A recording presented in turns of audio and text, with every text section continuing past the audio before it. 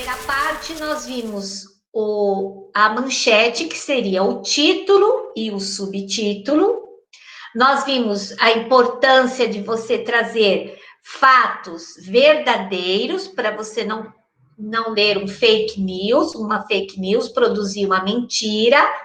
Nós vimos que os verbos no título e no subtítulo, eles ficam no tempo presente, e que tanto o título quanto o subtítulo precisam ser objetivos, que significa concisos, e não tem ponto final. Então, vamos agora para a segunda parte. Qual é a segunda parte aqui, ó? Quando uma pessoa vai escrever uma notícia, então vamos supor que vocês, na aula de redação, a professora mande vocês escreverem uma notícia, tá? Ou quando vocês forem ler uma notícia, o que vocês precisam observar? Que o redator quem é? O jornalista, é a pessoa que escreve a notícia. O redator, ele deve evitar escrever palavras que revelem impressões, sentimentos e opiniões pessoais sobre os fatos.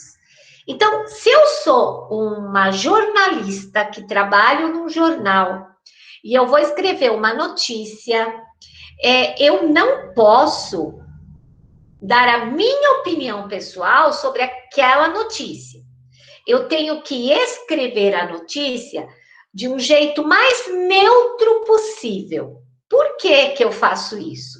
Justamente para não influenciar o meu leitor com a minha opinião. A minha opinião eu guardo para mim. Cada leitor que for ler aquela notícia vai tirar as suas próprias conclusões.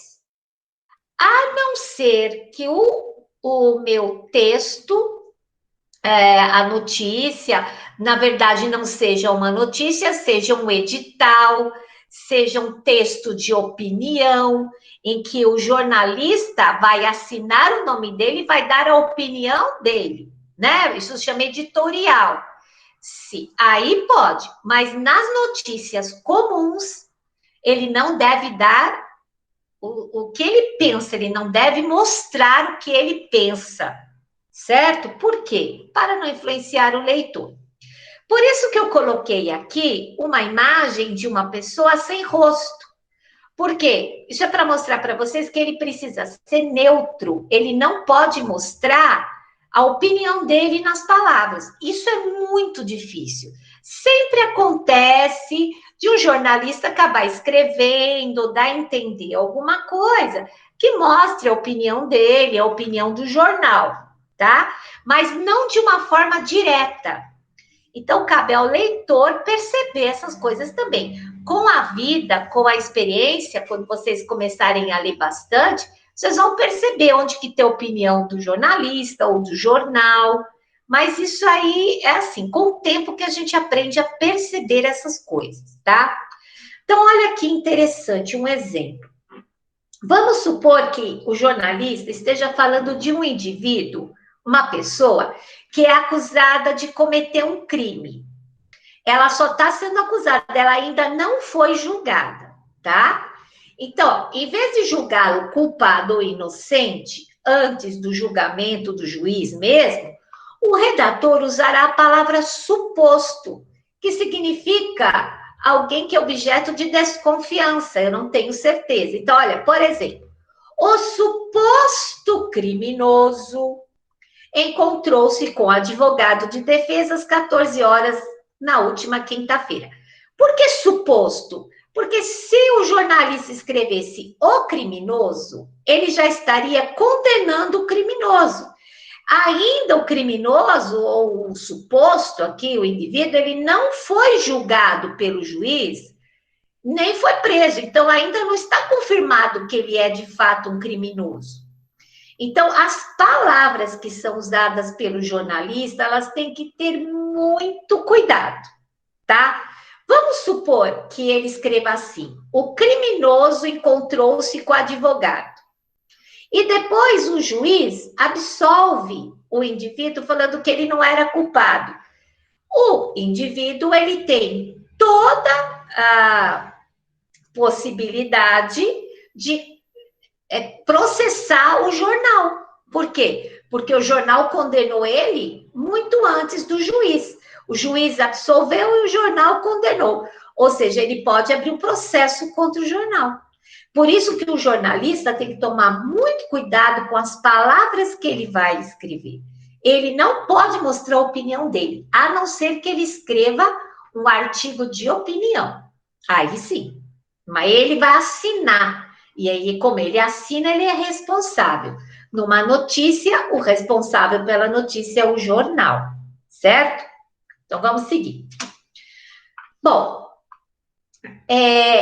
a notícia, gente, ela também não pode ser muito grande, porque se a notícia for muito grande, ela não é mais uma notícia. Ela passa a ser uma reportagem. Então, quando eu tenho uma notícia, eu preciso que ela seja muito objetiva, que ela traga aquelas informações básicas do lead que eu falei para vocês, como, onde, quando, por quê, né? E essas informações, elas vão trazendo, assim, para o leitor o conhecimento do que aconteceu lá, o conhecimento da notícia, a informação da notícia, tá? Se eu coloco muita informação, eu já fugi da característica de notícia, eu passo a ser uma reportagem.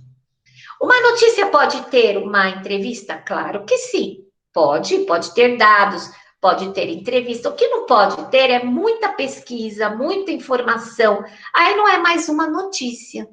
E a notícia, ela é diária, ela é momentânea. Toda hora tem notícia. Então, eu preciso fazer notícias curtas, senão as pessoas não acompanham. Por isso que está dizendo que elas precisam ser objetivas e precisas, tá? E eu preciso usar, gente, os sinais de pontuação corretamente. Quando eu escrevo um texto, eu vou aplicar aqueles sinais de pontuação que a gente aprende na escola, que eu fico ensinando para vocês o dia inteiro e que vocês não estão aplicando. Quando você vai escrever um texto, é que você vai usar a pontuação. Então, num texto jornalístico, se usa muito a pontuação. Se usa o ponto final, a vírgula, o ponto e a vírgula, os dois pontos, o travessão, exclamação, interrogação, a parênteses e aspas, principalmente quando eu estou copiando uma fala de alguém no texto. Quando o jornalista copia a fala de alguém que foi entrevistado, ele coloca aspas, certo? Bom, agora vamos ver aqui como que são os verbos no corpo da notícia. Os verbos no título, eles têm que estar no presente, obrigatório, no título e no subtítulo. Mas e no corpo da notícia? Como é que aparecem os verbos? Olha, os verbos, eles podem aparecer no presente, no pretérito e no futuro, tá? Depende do que eu quero contar. Só que eles somente aparecem no modo indicativo. Eles não aparecem no modo subjuntivo nem no modo imperativo. Não existe possibilidade, no caso, ou comando. Existe o quê? Um fato certo. Então, vamos ver aqui um exemplo. Aqui a notícia é sobre 12 periquitos caras sujas. O nome do apelido do periquito é periquitos caras sujas, é o nome mais comum. Mas ele tem um nome científico que é esse aqui, ó, tá? Que eu nem vou falar porque é difícil. 12 periquitos caras sujas foram enviados, olha aqui, isso aqui já é passado, foram pelo Instituto Brasileiro do Meio Ambiente e Recursos Naturais, o IBAMA, no Ceará, para o Parque das Aves em Foz do Iguaçu. Então, eles foram para o Paraná. Do Ceará, eles foram para o Paraná. Retirados da cadeia do tráfico de animais, as espécies serão futuro. Aqui era passado, aqui já é futuro. Serão manejadas em um programa de conservação ex situ, que significa fora do lugar de origem, para reprodução e repovoamento de áreas onde as aves desapareceram, passado de novo, em estados nordestinos. Quer dizer, eles estão salvando as aves, estão mandando para um lugar onde não tem tráfico de animais.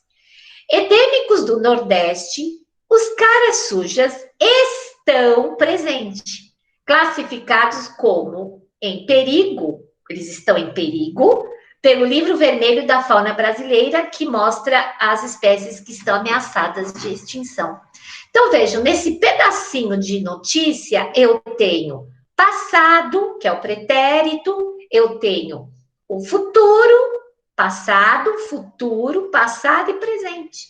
Eu posso usar os 3 tempos verbais numa única notícia.